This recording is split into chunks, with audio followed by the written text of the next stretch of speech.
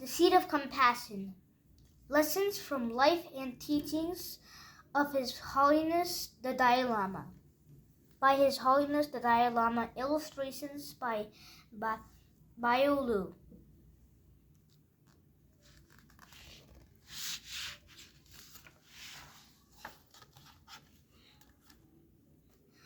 From self-confidence grows compassion, and from compassion strength blooms. His Holiness the 14th Dalai Lama, one of the world's most prominent leaders, was once exiled from a typical farming family in Tibet. Under the big open sky, surrounded by tall mountains and clear streams, his mother was the first to show him what compassion looked like. In everyday moments from His Holiness childhood, young readers begin to see that important lessons are all around us and that they can grow to understand them.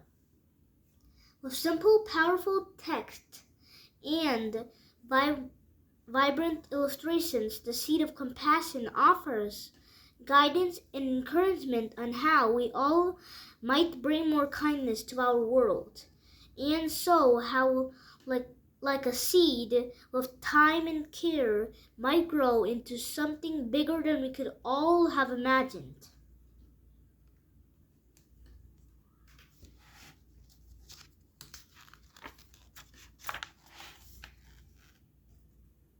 The Seed of Compassion. Lessons from Life and Teachings of His Holiness the Dalai Lama by His Holiness the Dalai Lama. Illustrations by Bio Lu.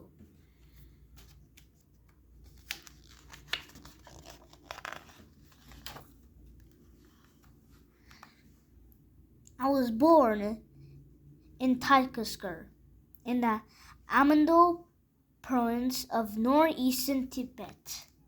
It was a place of tall mountains, clear streams, blue skies, and many animals. Mavis, sheep, horses, yaks, scorpions, chickens, and cows. Our home was in the saddle of the Amachiri of the mountain that pierces the sky.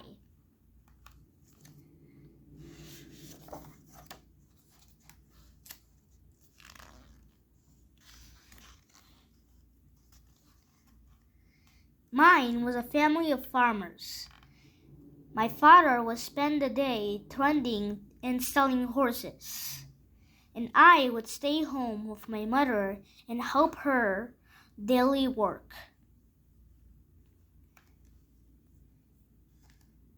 We would plant barley, buckwheat, and potatoes, but those were not the only seeds we planted.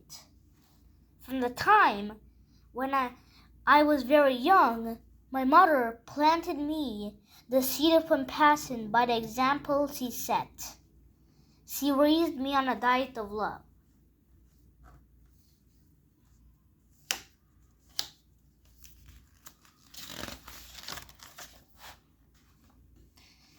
It was often my job to collect the eggs from our hens.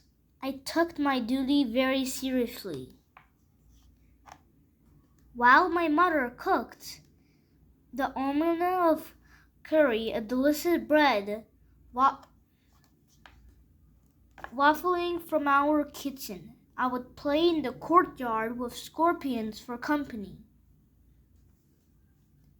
Sometimes I would sit on the roof of our house. It was the perfect place to watch the mountains reach toward the sky. I'd imagine what the older boys were doing as they accomplished their father's herdings. I couldn't wait to be big enough to do that.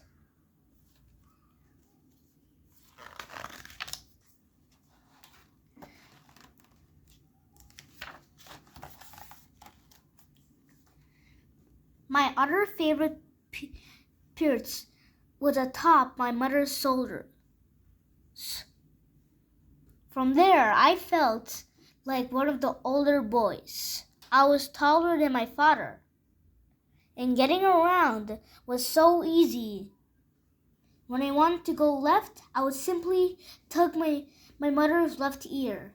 When I wanted to go right, I would give her her right ear a pull. And if she didn't understand my instructions or chose to ignore them, I would kick my legs.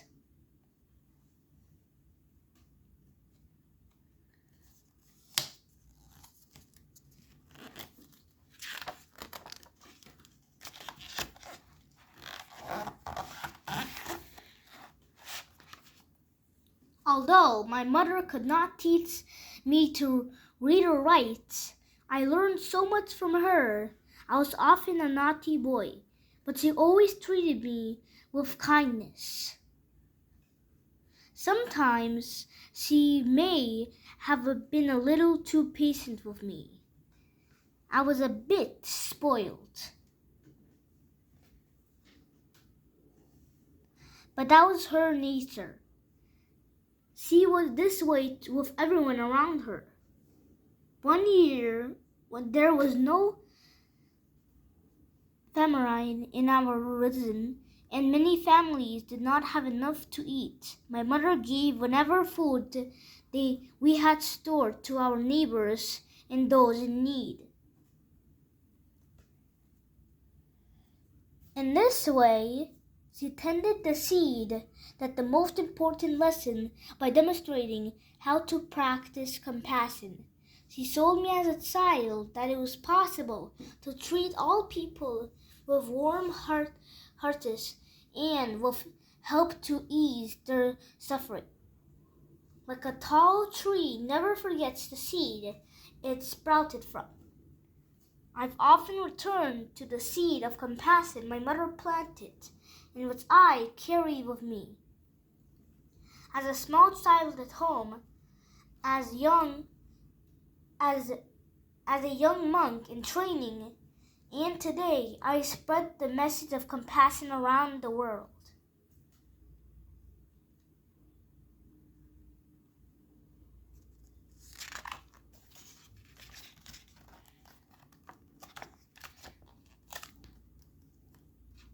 I loved growing up under the big open sky in Tabaskar, but I always knew that my life would take me beyond my small village. When I was almost 3, some monks came from the capital, Lhasa, looking for the child who was the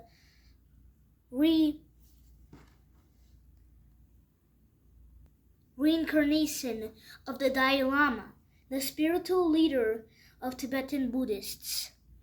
They had been searching all over the country for him, and the millions of people of Tibet had been waiting to hear that he had been found. No one in my family could have expected that I was that child. Least of all me, but passing a series of tests where I correctly identified the belongings of the previous Dalai Lama and held them with great sense of familiarity.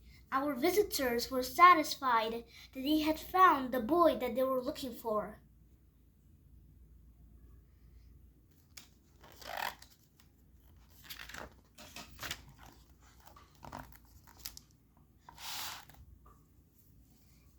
And so at age 4, I made the journey to Lhasa in a caravan that snaked through the mountains. It took 3 months, and as news spread that the new Dalai Lama had been found, more and more people joined the procession. I rode in a beautiful palanquin with my brother. We were rambless boys, and every time we roughhoused inside the cozy cabin, we would knock it off balance. We had to be separated for the rest of the journey.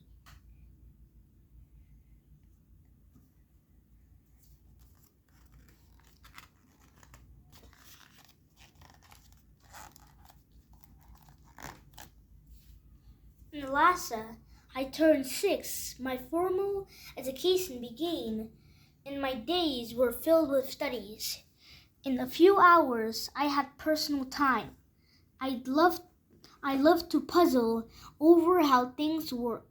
I could spend hours taking apart toys, clocks, and watches and putting them back together again, or exploring the mechanics of movie projectors and cars. This essentially got me in trouble.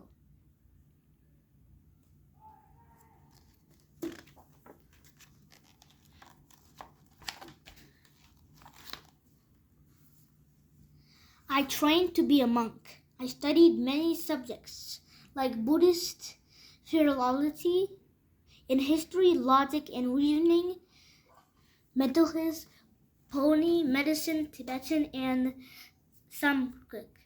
One topic that I loved was compassion, because the seed that had been planted by my mother, I believe that is what led me to free the people held in the prison next to Polar Palace where I lived.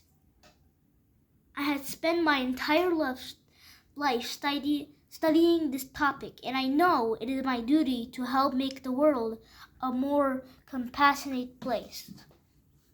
The remarkable thing is that this ability is within every one of us, and it is strongest, I believe, within children like you. Many Buddhist teaching compare those on the journey of life to sprouts, or the young shoots of a plant that must be tended until they grow strong and thrive. Parents often describe their children as sprouts too, essentially, when they see how quickly they grow. But children are not like sprouts, not just physically, but how they contain potential that can be nurtured. The seed of compassion is within every child. It is there from birth, and it is a part of our nature. And it flourishes because of love.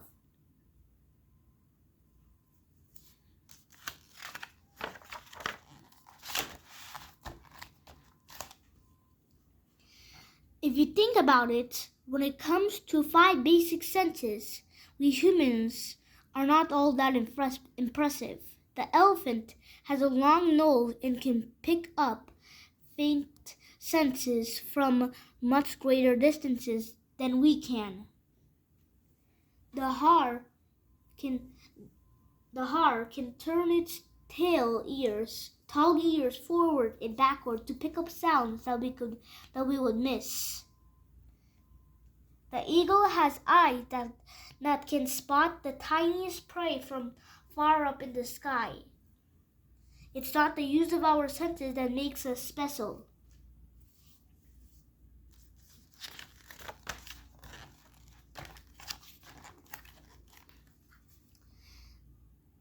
But only humans have the ability, with discipline and effort, to train the mind. It is what has makes us different from all the other animals. It is our superpower, and it is where the seed of compassion thrives.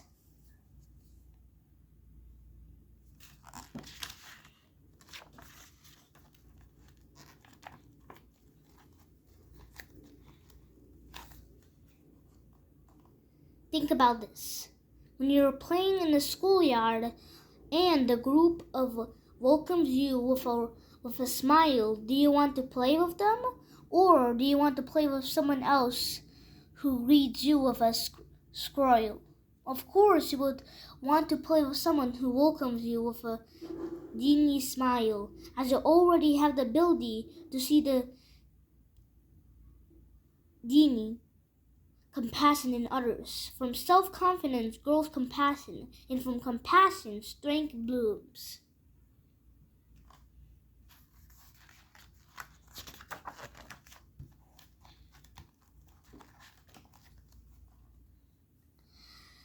But so often our world puts importance on material things and pushes us to be competitive with the people around us. The material world is based only in the 5 basic senses. Compassion is based in the mind, the part of us that is uniquely human.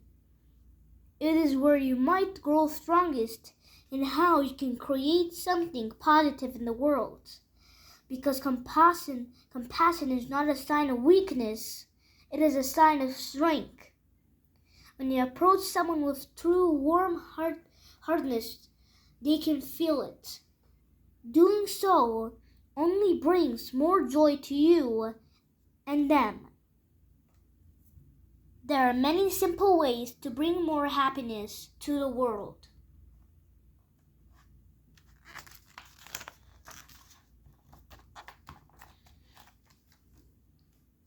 But you already know that. What you must do now is protect and neutral this seed. When someone disagrees with you, rather think they are mistaken. You must ask, why might they feel this way? When someone is scowling or upset or hurt, you could busy yourself with your own consciences, or you could ask, what might I do to help them? These questions may not come immediately, but just as you gradually learn to read or swim or play as an instrument, you can build compassion day by day. It takes practice, and even when you slip, you don't make the compassion choice. Tomorrow presents the opportunity for you to try again.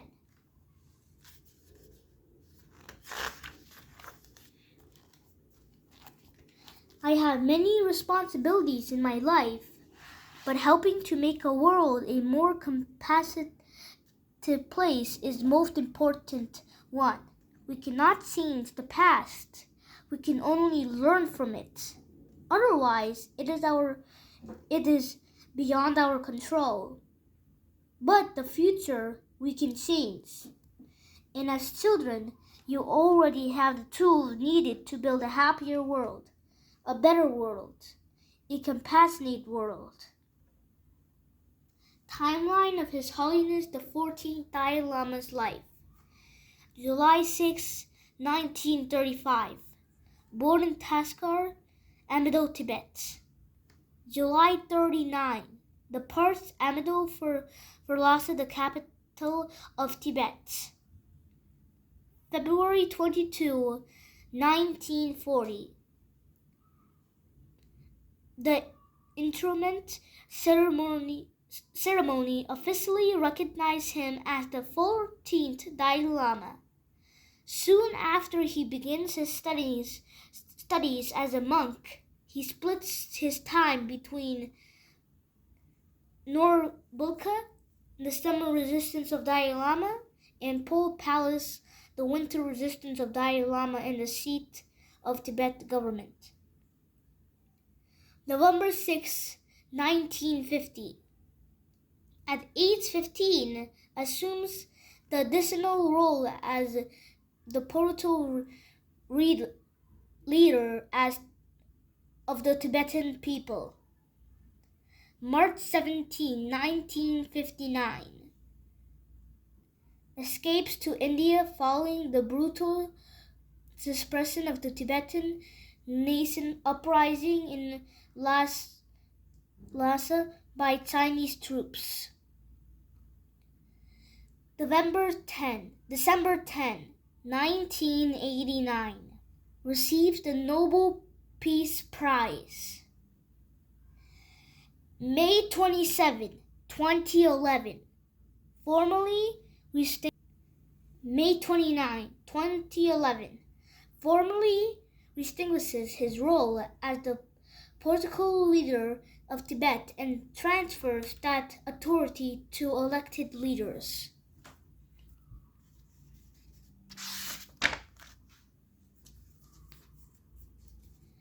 His Holiness the 14th Dalai Lama. Tenzin Gyatso describes himself as a simple Buddhist monk. He is the spiritual leader of Tibetan people and of Tibetan Buddhism. He was awarded the Nobel Peace Prize in 1989 and the U.S. Congressional Gold Medal in 2007.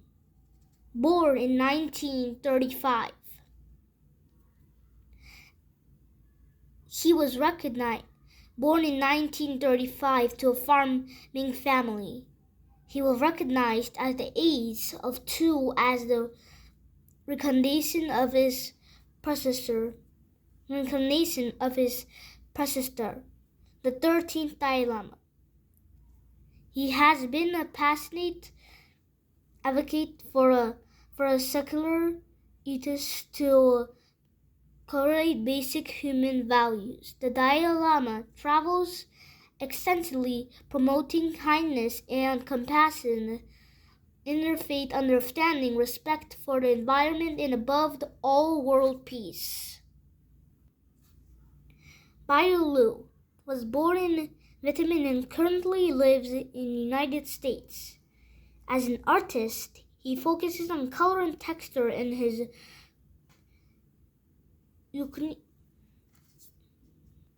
unique illustrations. He is honored to be illustrating the seed of compassion.